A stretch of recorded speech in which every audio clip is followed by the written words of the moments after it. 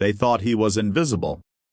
Just a cleaner with a mop, always sweeping up sweat from the gym floor, while others chased their dreams in the ring.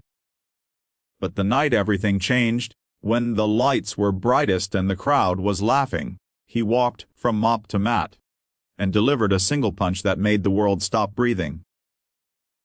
This isn't just a fight story. It's about dignity, about hidden strength, and about what happens when you underestimate the quietest man in the room. Stay with me until the end, because the punch is only half the story.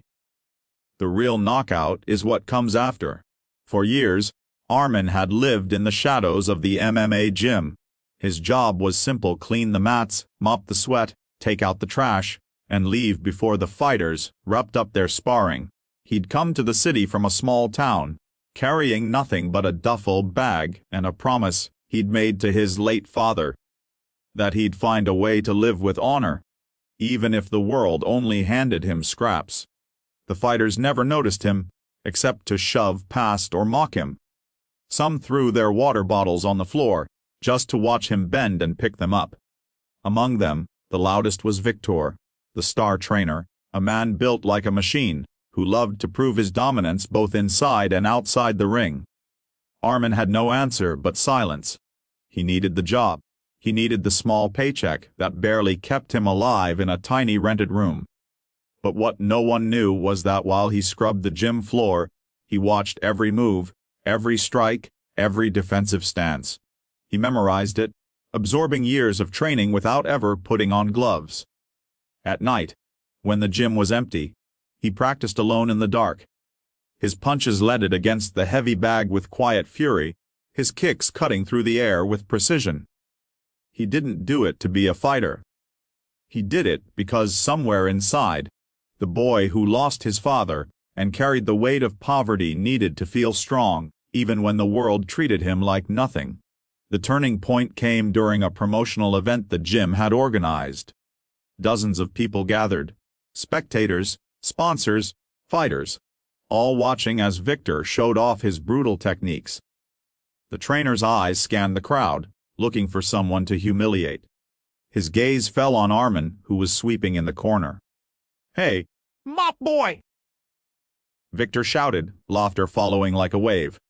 "Why don't you show us if you've learned anything from watching us fight?" The crowd roared with amusement, and though Armin shook his head, trying to shrink into the background, Victor wouldn't let go. "What's the matter? Scared? Or maybe your mop hits harder than you do." The chants began, taunting him, forcing him toward the cage. Armin's hands trembled as he put down the mop. His heart pounded, his throat dry, but inside, a storm had been waiting for this very moment. He stepped into the ring, barefoot, facing Victor, who smirked as if the outcome was already written. The bell rang. Victor rushed forward, swinging with arrogance. Armin didn't flinch. He had studied this movement 1,000 times. He pivoted, drew from the countless nights of silent training, and with one perfectly timed punch, he struck. The sound was sharp, echoing like a thunderclap. Victor crumbled, unconscious before he hit the mat. The gym fell silent. The laughter, the mockery, all of it vanished in an instant. And there stood Armin, the cleaner, the invisible man, his fist still clenched, his chest heaving with a lifetime of suppressed strength. The world would later say it was a fluke, luck, an accident. But those who were there knew the truth. They had witnessed something raw, something undeniable. A man who had been forced down his whole life, finally standing tall.